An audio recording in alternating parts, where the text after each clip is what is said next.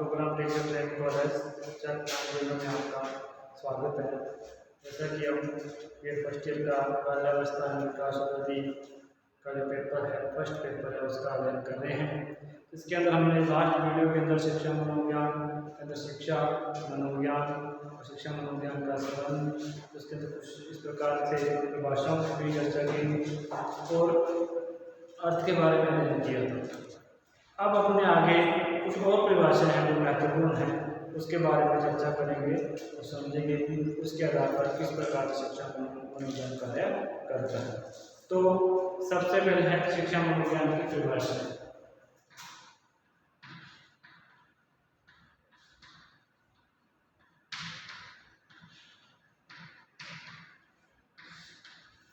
ये परिभाषा कुछ इम्पोर्टेंट परिभाषाएं को अध्ययन करेंगे, जैसे कि कल हमने अध्ययन किया था होगा किसी के नियम शिक्षा मनोविज्ञान व्यक्ति के जन्म से लेकर वृद्धावस्था तक के अनुभवों को का वर्णन करता है और व्याख्या करता है। इसी प्रकार से कुछ अन्य परिभाषाएं हैं, जैसे चार्ल्स स्कीनर ने कहा है कि शिक्षा मनोविज्ञान शैक्षिक परिस्थितियों में मानव व्यवहार का अध्ययन करता है। चार्ल्स स्कीनर ने कहा है कि शिक्षा मनोविज्ञान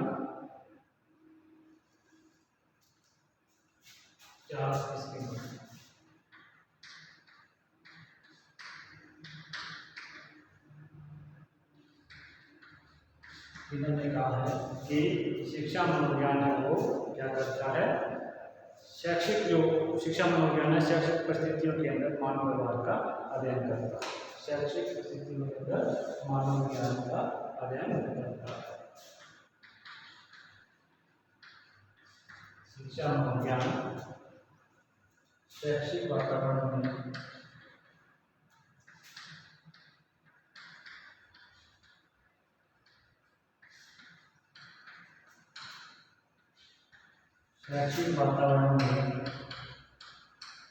परिस्थितियों में क्या है, मानव व्यवहार का अध्ययन करता है।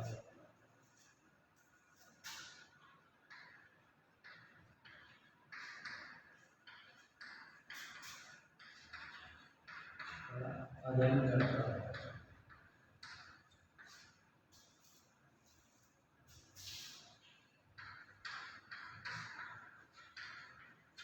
तो शिक्षा मनोविज्ञान शैक्षिक वातावरण में मानव व्यवहार का अध्ययन करता है, लेकिन शिक्षा जो व्यवहार है उसका अध्ययन शिक्षा मनोविज्ञान करता है।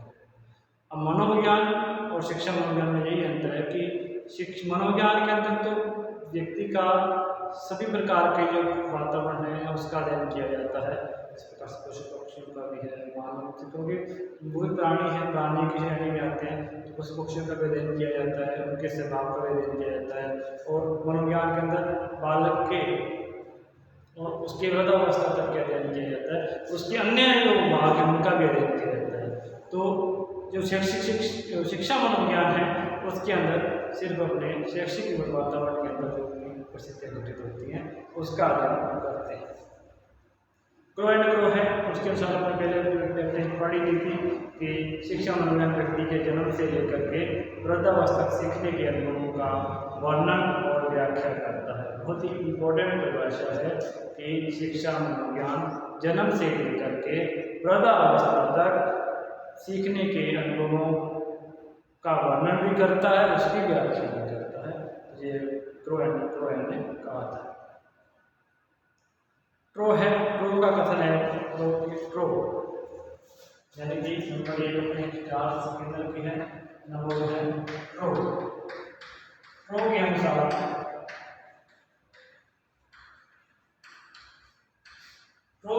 कहा जाता है कि उन्होंने कहा है कि शिक्षा मनोविज्ञान शिक्षा परिस्थितियों के मनोवैज्ञानिक तत्वों का अध्ययन करता है। शिक्षा परिस्थितियों के मनोवैज्ञानिक तत्वों का अध्ययन करता है। शिक्षा मनोविज्ञान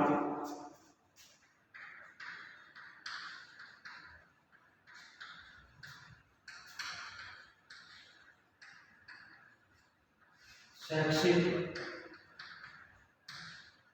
परिस्थितियों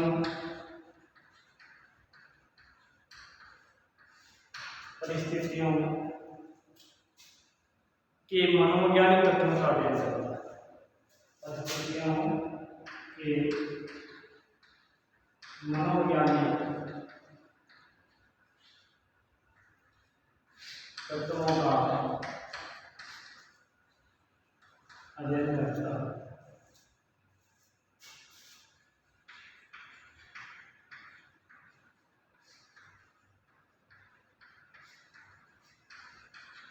तो शिक्षा मनोविज्ञान शैक्षिक परिस्थितियों में मनोवैज्ञानिक तत्वों का अध्ययन करता है। शिक्षा के अंदर किस प्रकार से मनोविज्ञान को अप्लाई किया जाए, किस प्रकार के मनोविज्ञान तत्वों का प्रयोग किया जाता है, किस प्रकार के मनोविज्ञान तत्वों का प्रयोग किया जाना चाहिए, इन चीज़ों का जो अध्ययन है वो शैक्षिक मनोविज्ञान के अंदर किया जाता है।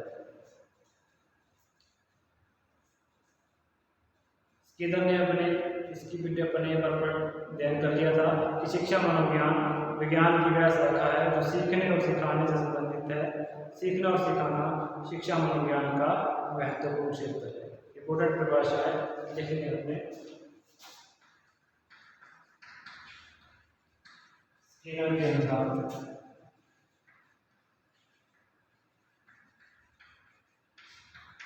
शिक्षा मनोविज्ञान विज्ञान की वह शाखा है, शिक्षा मनोविज्ञान विज्ञान की वह शाखा है जिसमें सीखने और सिखाने का कार्य किया जाता है। यानी कि अपने लिख सकते हैं कि जिन्होंने कहा है जो सीखने और सिखाने से संबंधित है, सीखने और सिखाने से संबंधित है, जो सिखाने और सीखने से संबंधित है, जो सिखाने व सीखने से संबंधित है, सीखने से संबंधित है, सिखाने और सीखने से संबंधित है।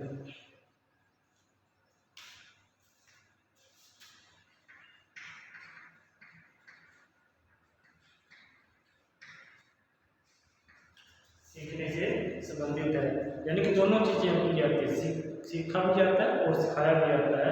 शिक्षा के सिखाने वाले भाग को भी और सीखने वाले भाग दोनों को शिक्षा मनोविज्ञान के अंदर दिया जाता है।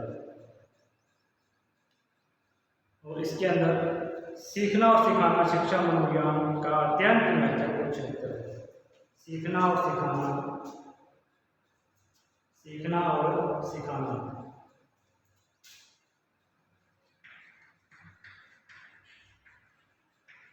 सीखना और सिखाना, सीखना और सिखाना दोनों ही महत्वपूर्ण अंग हैं। सीखना और सिखाना दोनों ही महत्वपूर्ण अंग हैं, यानी कि महत्वपूर्ण तत्व है। सीखना शिक्षा मनोविज्ञान का अत्यंत महत्वपूर्ण क्षेत्र है। शिक्षा मनोविज्ञान का सिखाना दोनों ही अपने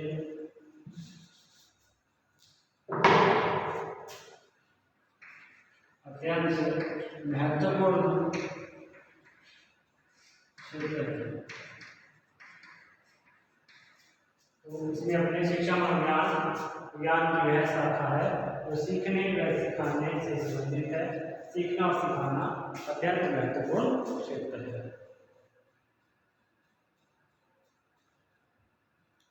अब है यूट के अनुसार, यूट ने कहा है शिक्षा मनोविज्ञान एक ऐसा विज्ञान है जो व्यक्तियों की उन परिवर्तनों का उल्लेख कर व्याख्या करता है जो विकास की विभिन्न अवस्थाओं में होते हैं। शिक्षा मनोविज्ञान एक ऐसा विज्ञान है जो व्यक्तियों में हुए उन परिवर्तनों का उल्लेख करता है और व्याख्या करता है जो विकास की विभिन्न अवस्थाओं में होते हैं। तो ये तीन परिभाषाएं समझ लेते हैं, एक और परिभाषा करेंगे। 4 के शिक्षा मनोविज्ञान शैक्षिक वातावरण में व्यवहार का अध्ययन करता है। शैक्षिक वातावरण में अनुमान का व्यवहार है उसका अध्ययन प्रो है। प्रो ने लिखा है शिक्षा मनोविज्ञान शैक्षिक परिस्थितियों में मनोवैज्ञानिक तत्वों का अध्ययन करता है। शैक्षिक परिस्थितियों में मनोवैज्ञानिक तत्वों का किस प्रकार से प्रयोग किया जाए इसका अध्ययन शिक्षा मनोविज्ञान के अंदर किया जाता है। स्किनर कहते हैं। स्किनर ने कहा है कि शिक्षा मनोविज्ञान विज्ञान की वह शाखा है जिसके अंदर सीखने और सिखाने से संबंधित है। सीखना और सिखाना अत्यंत महत्वपूर्ण क्षेत्र है। शिक्षा और सीखना और सिखाना क्या है? शिक्षा मनोविज्ञान का अत्यंत महत्वपूर्ण क्षेत्र है। इसके बारे में अपने को जानना चाहिए, क्योंकि सीखना और सिखाना दोनों चीजें इंपॉर्टेंट है। तो सिखाएगा तो एक टीचर सिखाएगा, इसलिए शिक्षा मनोविज्ञान का क्षेत्र है वो एक अध्यापक के लिए भी महत्वपूर्ण बन जाता है। शिक्षा मनोविज्ञान का ज्ञान होना अध्यापक के लिए भी महत्वपूर्ण है। जब तक बालक की मनोवैज्ञानिक स्थिति को नहीं समझेगा, मनोवैज्ञानिक तत्वों को नहीं समझेगा, तब तक वो क्या है एक अच्छी तरीके से बालक को नहीं सिखा सकता। अब एक परिभाषा और है झूठ,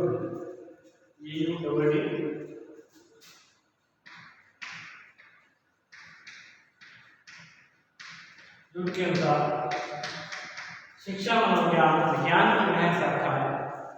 शिक्षा मनोविज्ञान एक ऐसा विज्ञान है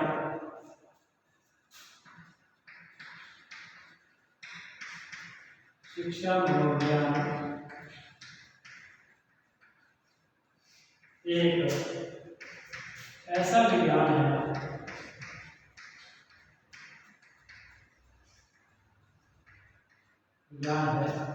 जिसके अंदर जो व्यक्तियों के उन परिवर्तनों का उल्लेख और व्याख्या करता है, जो व्यक्तियों के उन परिवर्तनों का उल्लेख और व्याख्या करता है।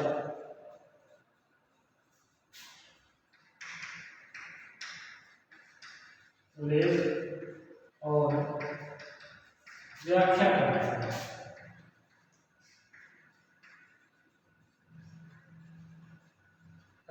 कौन से परिवर्तनों की व्याख्या करता है?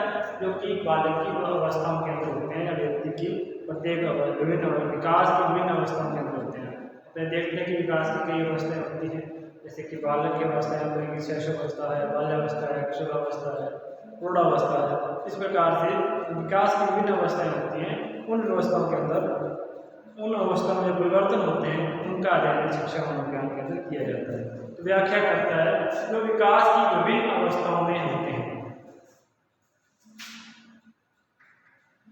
जो विकास की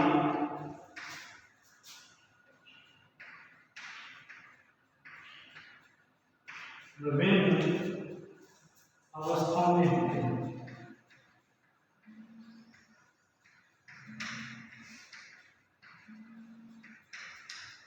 अवस्थाओं में होते हैं।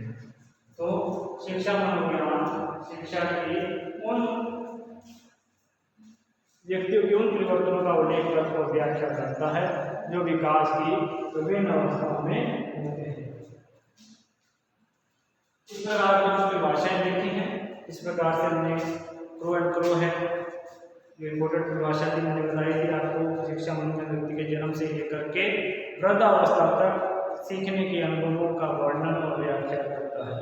प्रो है, प्रो के अनुसार अपने शिक्षा मनोविज्ञान शिक्षक परिस्थितियों में वैज्ञानिक तत्वों का अध्ययन करता है, यानी कि शिक्षक परिस्थितियों में किस प्रकार से तत्वों का प्रयोग किया जाता है, इसका अध्ययन करता है। इसी प्रकार से 4C स्किनर है, उन्होंने कहा था शिक्षा मनोविज्ञान शैक्षिक परिस्थितियों में मानव व्यवहार का अध्ययन करता है। और एक स्किनर है, स्किनर ने कहा था शिक्षा मनोविज्ञान विज्ञान की वह शाखा है जो सिखाने और सीखने से संबंधित है। सीखना और सिखाना शिक्षा मनोविज्ञान का महत्वपूर्ण क्षेत्र है।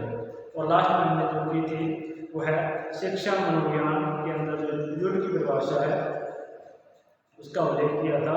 शिक्षा मनोविज्ञान एक ऐसा विज्ञान है जो व्यक्तियों में हुए उन परिवर्तनों का उल्लेख और व्याख्या करता है जो विकास की विभिन्न अवस्थाओं में होते हैं। तो इसमें क्या कहा है कि विकास की जो विभिन्न अवस्थाएं हैं उसके अंदर जो अध्ययन किया जाता है और शिक्षा मनोविज्ञान के अंदर किया जाता है।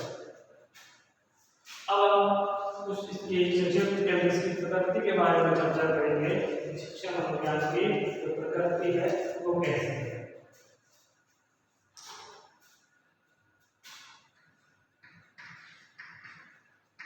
शिक्षा मनोविज्ञान की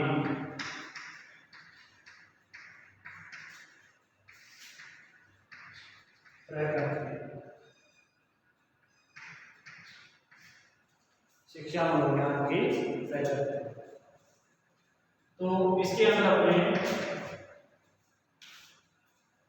जो मैंने परिभाषाएं बताई हैं बहुत इंपॉर्टेंट परिभाषाएं हैं, बार बार आती हैं कॉम्पिटिशन के आधार पर, जैसे स्किनर की है, प्रो एंड ग्रो की है, यूल की है। तो ये परिभाषाएं बार बार प्रतियोगिता परीक्षाएं के अंदर आती है। थोड़ा सा इसको ध्यान से पढ़ें और याद रखने का अभ्यास करें। तो इसमें क्या है, अब प्रकृति के बारे में चर्चा करें तो प्रकृति में दो बातें सामने आती हैं कि शिक्षा मनोविज्ञान कैसा है। तो शिक्षा मनोविज्ञान को अपने आधार पर पढ़ते हैं कि कई बार अपने कला के विषय में, जैसे सामाजिक ज्ञान के विषय पर चर्चा करते हैं कि राजनीति क्या है, कला है या विज्ञान है, इतिहास क्या है, कला है या विज्ञान है। इसी प्रकार से शिक्षा मनोविज्ञान को क्या मानते हैं इसके बारे में अध्ययन करेंगे। तो शिक्षा मनोविज्ञान के आधार पर हम कह सकते हैं कि शिक्षा मनोविज्ञान की प्रकृति वैज्ञानिक भी है, वैज्ञानिक है और साथ साथ सामाजिक विज्ञान है। अब सामाजिक विज्ञान का मतलब यही है कि शिक्षा एक मनोविज्ञान एक वैज्ञानिक तरीके से बालक के विकास की अवस्थाओं के बारे में अध्ययन करती है, लेकिन बालक जो व्यवहार है, जो मनोविज्ञान है वो बालक के व्यवहार का अध्ययन करता है। और जो बालक का व्यवहार होता है वो किस पर निर्भर होता है, वातावरण पर निर्भर होता है, वहाँ के रीति रिवाजों पर निर्भर होता है, समाज के रहन सहन पर निर्भर होता है। तो कहीं ना कहीं वहाँ पर सामाजिकता भी प्रभाव डालती है। इसलिए हम कह सकते हैं कि शिक्षा मनोविज्ञान एक शुद्ध विज्ञान है और इसको सामाजिक विज्ञान भी प्रभावित करता है। तो यही बात अपने इसके अंदर कहेंगे, शिक्षा मनोविज्ञान की जो क्षेत्र की प्रगति है वो अधिक व्यापक बन गई है, क्योंकि जहाँ जहाँ व्यवहार है वहाँ वहाँ मनोविज्ञान है। क्योंकि मनोविज्ञान व्यवहार का तो अध्ययन करता है, यहाँ मनोविज्ञान होगा वहाँ व्यवहार होगा, या व्यवहार होगा वहाँ मनोविज्ञान होगा। तो मनोविज्ञान है वो व्यवहार का अध्ययन करता है। व्यक्ति, देश और समाज का सर्वांगीण विकास शिक्षा के द्वारा संभव होता है। और शिक्षा मनोविज्ञान एक और यहाँ शुद्ध विज्ञान है, वहीं दूसरी ओर शुद्ध सामाजिक विज्ञान भी है। दूसरी ओर क्या है, सामाजिक विज्ञान भी है। यहाँ पर शिशुओं के व्यवहार और उनकी शिक्षा पर विचार किया जाता है, और दूसरी ओर प्रौढ़ है उनकी व्यवहार और शिक्षा पर भी बल दिया जाता है। इसी प्रकार हम कह सकते हैं कि शिक्षकों, अभिभावकों, वातावरण सभी को इसमें समाहित कर लिया जाता है।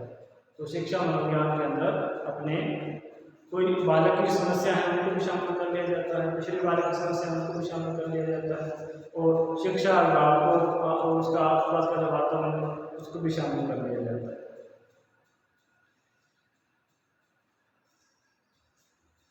मनोविज्ञान के सूत्रों को समाहित करते हुए उदाहरण के रूप में कह सकते हैं कि पशुओं के व्यवहार का अध्ययन करना मनोविज्ञान में आता है, कि पशुओं के व्यवहार मनोविज्ञान है।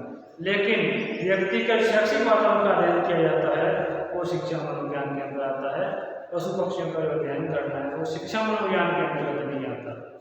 थोड़ा ध्यान रखना है कि शिक्षा मनोविज्ञान के अंदर बालक की समस्याओं के बारे में, बालक के शैक्षिक वातावरण के बारे में, जो भी समस्या है उसके बारे में अध्ययन करना, शैक्षिक वातावरण के बारे में अध्ययन करना, शिक्षक के बारे में अध्ययन करना, इन चीज़ों का वो शिक्षा मनोविज्ञान में अध्ययन किया जाता है। लेकिन यदि हमने पशु पक्षियों का अध्ययन के बारे में बात करेंगे तो शिक्षा मनोविज्ञान के अंदर नहीं होगा, वो क्या है, मनोविज्ञान के अंदर है। तो ये चीज़ें अपने ध्यान रखें। तो शिक्षा मनोविज्ञान शुद्ध विज्ञान भी है और सामाजिक विज्ञान भी है, दो चीज़ें आती हैं। शिक्षा मनोविज्ञान की प्रकृति अधिकतर वैज्ञानिक है, ये बात हम मानते हैं। अधिकतर मनोवैज्ञानिक है वो मानते हैं कि शिक्षा मनोविज्ञान की प्रकृति है वो वैज्ञानिक है, लेकिन उसके साथ साथ सामाजिक विज्ञान भी है। क्योंकि सामाजिक विज्ञान का कारण होने का कारण है क्योंकि बालक का व्यवहार है या व्यक्ति का व्यवहार है वो समाज से जुड़ा होता है, समाज के रीति रिवाजों से जुड़ा होता है, और कहीं ना कहीं उसके व्यवहार में वो रीति रिवाज सामाजिकता प्रभावित डालती है, उस सामाजिकता के कारण में परिवर्तन आते हैं, जो कि हम क्रमबद्ध रूप से सही एक प्रयोग के आधार पर उसका अध्ययन नहीं कर सकते। व्यक्ति का व्यवहार क्या है, वो क्या दिखाना चाहता है, क्या दिखा रहा है, इसके बारे में कुछ चीज़ें सामाजिकता उसकी रीति रिवाज पर, उसकी बुद्धि लब्धि पर निर्भर करती है। जिस विज्ञान में शिक्षण से लेकर सामान्यीकरण सत्यापन की संभावना कोई शुद्ध विज्ञान है, और इस स्तर पर शिक्षक, विद्यार्थी, शिक्षक सभी समाज के विभिन्न अंग हैं, और व्यवहार में सामाजिक रीति रिवाज, नीतियाँ, परंपराएं, प्रवेश, परिस्थितियाँ आदि प्रभाव पड़ता है। अतः ये सामाजिक विज्ञान भी है। जैसे कि मैंने पहले कहा कि ये रीति रिवाज है, ये परंपराएं हैं, ये टीचर को, शिक्षक पर भी प्रभाव डालती है, बालक पर भी प्रभाव डालती है, और वातावरण पर भी प्रभाव डालती है। वातावरण भी इसके इन चीज़ों पर प्रभाव डालता है, तो कहीं ना कहीं वो समाज से प्रभाव होता है। तो ये एक सामाजिक विज्ञान भी है। तो अपने ये कह सकते हैं कि शिक्षा मनोविज्ञान शुद्ध विज्ञान तो है, लेकिन साथ साथ क्या है, सामाजिक विज्ञान भी है। उस विशेषताएं प्रकृति के संबंध में है, उसको हम कह सकते हैं। तो शिक्षा मनोविज्ञान की प्रकृति नंबर 1 में लिखेंगे कि शिक्षा मनोविज्ञान की प्रकृति की विशेषताओं के बारे में है कि शिक्षा मनोविज्ञान की प्रकृति वैज्ञानिक है। शिक्षा मनोविज्ञान की प्रकृति है वो क्या है, वैज्ञानिक है। क्या है, वैज्ञानिक है। शिक्षा मनोविज्ञान की प्रकृति है वो वैज्ञानिक है। वैज्ञानिक होने का यही है कि इसके अंदर हम अनुभवों के आधार पर, इनके प्रयोगों के आधार पर सिद्ध कर सकते हैं कि शिक्षा मनोविज्ञान के अंदर किस सिद्धांतों को लागू किया जाए, किस प्रकार से बालक का विकास किया जाए। हम एक शिक्षा मनोविज्ञान प्रकृति वैज्ञानिक है, इसको हम आगे और भी देखेंगे। नंबर 2 है शिक्षा मनोविज्ञान अपनी खोजों के लिए वैज्ञानिक विधियों का प्रयोग करता है। यह विज्ञान अपनी खोजों के लिए, यह विज्ञान अपनी खोजों के लिए वैज्ञानिक विधियों का प्रयोग करता है। इसका प्रयोग करता है, वैज्ञानिक विधियों का प्रयोग करता है।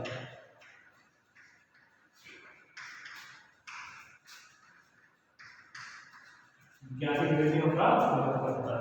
तो इसकी प्रकृति कैसी है, वैज्ञानिक है, और इस वैज्ञानिकता को सिद्ध करने के लिए, किसी समस्या को सिद्ध करने के लिए किन विधियों का प्रयोग करता है, विज्ञान का करता है। ज्ञान किसे कहते हैं, जिसको व्यवस्थित रूप से, क्रमिक रूप से ज्ञान प्राप्त किया जाए, प्रयोगों द्वारा सिद्ध किया जा सके, जिसका सामान्यकरण किया जा सके, सिद्धांतों का निर्माण किया जा सके, इसे हम विज्ञान कहते हैं। इसी आधार पर क्रमबद्ध रूप से, व्यवस्थित रूप से ज्ञान प्राप्त करना विज्ञान है।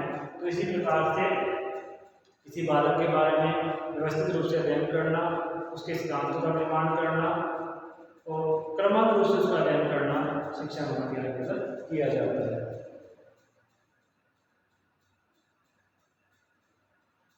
और प्रयोगों के द्वारा शिक्षा की समस्याओं का समाधान किया जाता है। नंबर 3 है ज्ञानी विधियों का प्रयोग किया जाता है, और प्रयोगों के द्वारा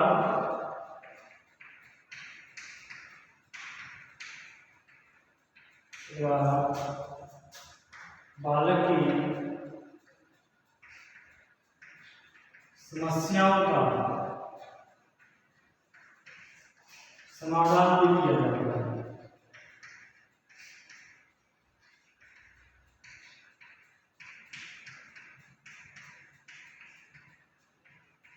समाधान भी किया जाता है। नंबर आगे देखिए, शिक्षा मनोविज्ञान छात्र की भविष्यवाणी भी कर सकता है। शिक्षा मनोविज्ञान किसी भी छात्र के विषय में भविष्यवाणी भी कर सकता है। सीधा आप देख सकते हैं, छात्र के विषय में क्या है, भविष्यवाणी भी कर सकता है। छात्र से संबंधित क्या है, भविष्यवाणी भी की जा सकती है। इस प्रकार की जा सकती है, छात्र के विषय में भविष्यवाणी में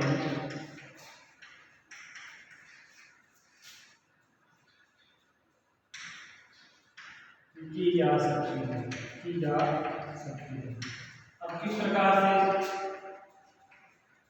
देखो, मनोविज्ञान के अंदर बालक के व्यवहार का अध्ययन किया जाता है, उसकी बुद्धिलब्धि का अध्ययन किया जाता है, उसकी नैतिकता का अध्ययन किया जा सकता है, उसके रहन सहन का अध्ययन किया जा सकता है। तो उसके आधार पर वो बालक आगे चलकर क्या कर सकता है उसके बारे में भविष्यवाणी की जा सकती है। तो मान लो कोई बालक प्रतिभाशाली है, वो पढ़ने में होशियार है, उसका अच्छे अंकार हैं, तो भविष्यवाणी कर सकते हैं कि ये आगे जाकर उच्च शिक्षा प्राप्त करने में सफल होगा। और इसी प्रकार से यदि बालक मंदबुद्धि बालक है, उन्हें कह सकते हैं कि ये बालक को पढ़ाई के अंदर अच्छा नहीं रहेगा और इसके अंदर कुछ समस्याएं इसको शिक्षा के क्षेत्र में आएगी। तो छात्र के विषय में भविष्यवाणी भी की जा सकती है। जब किसी बालक का कर्म रूप से अध्ययन करते हैं, उसकी ऐतिहासिक उसको हम केस स्टडी बोल देते हैं। केस स्टडी के द्वारा, प्रयोगों के द्वारा, किसी टेस्ट के द्वारा, कई विधियां हैं व्यक्तित्व को मापने की या उसके बुद्धिलब्धि को मापने की कई विधियां हैं। उन विधियों का उपयोग करते करते हम एक उस बालक के संबंध में क्या कर सकते हैं, भविष्यवाणी भी कर सकते हैं। तो ये बात आपके ध्यान रखनी है कि शिक्षा मनोविज्ञान छात्र से संबंधित भविष्यवाणी भी कर सकता है। शिक्षक किसी भी समस्या का विश्लेषण कर सकता है इसके आधार पर, किसके आधार पर, मनोविज्ञान के आधार पर। मनोविज्ञान के आधार पर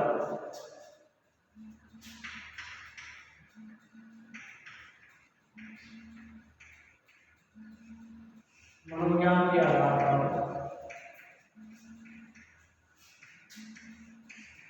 शिक्षक किसी भी समस्या का विश्लेषण कर सकता है।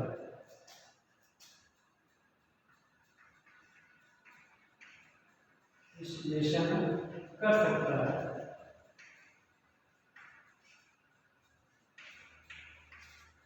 तो किसी भी प्रकार की समस्या है उसका विश्लेषण है वो कर सकता है। इसके आधार पर मनोविज्ञान के आधार पर कौन कर सकता है, शिक्षक कर सकता है। ठीक है, तो ये बात आपको ध्यान रखनी है कि शिक्षा मनोविज्ञान के आधार पर क्या है, शिक्षक किसी भी समस्या का विश्लेषण कर सकता है और विश्लेषण करते हुए समस्या का समाधान के उपाय को देख सकता है, जिन बात इसके अंदर ऐड कर देंगे तथा समस्या के समाधान का उपाय हो सकता है। आगे है, इसकी प्रकृति लचीली और स्थिर है तथा अति व्यापक और अति सूक्ष्म भी है। लचीली भी है, स्थिर भी है और अति व्यापक भी है और सूक्ष्म भी है।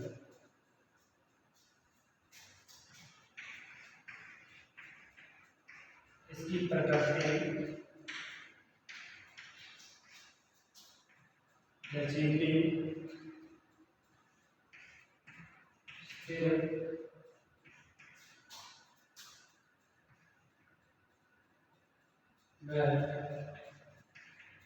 सूक्ष्म, व्यापक व सूक्ष्म भी, व्यापक व सूक्ष्म भी है। तो दो चीजें, लचीली भी है और स्थिर भी है। लचीली भी है, स्थिर भी है और व्यापक भी है और सूक्ष्म भी है। लचीली का मतलब है कि इसको जिस प्रकार से डालना चाहे बालक के वातावरण के गुण, हम किसी बात को, किसी सिद्धांतों की खोज कर रहे हैं, उसके बारे में रिसर्च कर रहे हैं, तो उसी प्रकार की विधियों का प्रयोग कर सकते हैं और उसी आधार पर उसको कर सकते हैं। इसी प्रकार से व्यापकता का अंदर इसका क्षेत्र बहुत व्यापक है,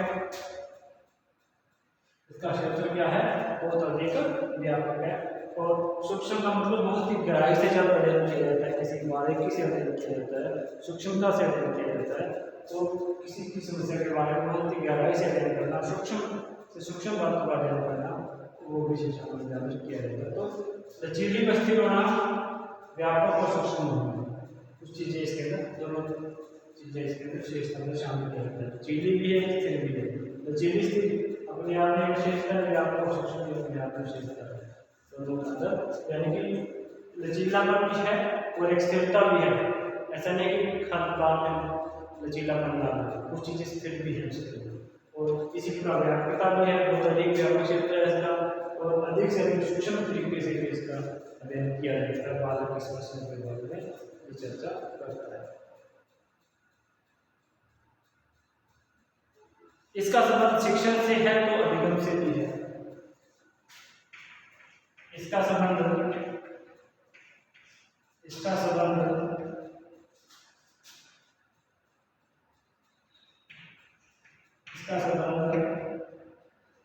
शिक्षण से भी है तो अधिगम से भी है। इससे है अधिगम से भी है।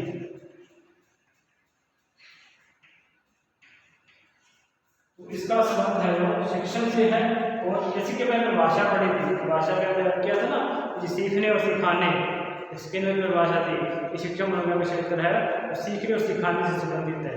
सीखना और सिखाना शिक्षा मनोविज्ञान का महत्वपूर्ण क्षेत्र है। इसी प्रकार से शिक्षण करना क्या है, सिखाना है, अधिगम करना क्या है, सीखना है। तो इसकी प्रक्रिया शिक्षण से संबंधित भी है और अधिगम से संबंधित भी है।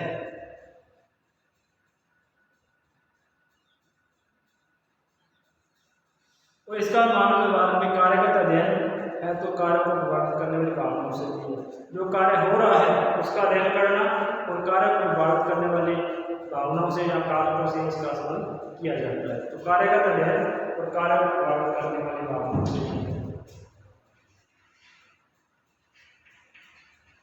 कार्यगत अध्ययन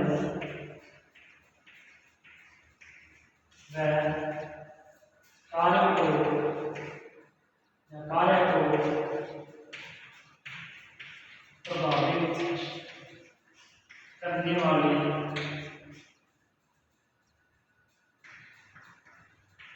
भावना से। तो कार्यगत अध्ययन, जो कार्य हो रहा है उसको किस प्रकार से उसका अध्ययन करना और कार्य को किस प्रकार से प्रभावित करते हैं, कौन से तत्व प्रभावित कर रहे हैं, उसके कौन सी भावनाएं प्रभावित कर रही है, उसका अध्ययन करना भी शिक्षा मनोविज्ञान का कार्य है। इनकी समस्या है तो समाधान भी है। तो इनकी अपनी समस्याएं समाधान भी है। तो इम्पोर्टेंट चीजें यही है, ये एक वैज्ञानिक प्रकृति है, इसकी प्रकृति क्या है, वैज्ञानिक है। ये अपनी वैज्ञानिक खोजों के माध्यम से विधियों का प्रयोग किया जाता है। अपनी खोजों के लिए वैज्ञानिक विधियों का प्रयोग करती है, वैज्ञानिक विधियों का प्रयोग करके समस्याओं का समाधान भी करती है। प्रयोगों के द्वारा बालक की समस्याओं का समाधान किया जाता है। बालक की समस्याओं का समाधान किया जाता है। छात्र के विषय में क्या की जा सकती है, भविष्यवाणी की जा सकती है।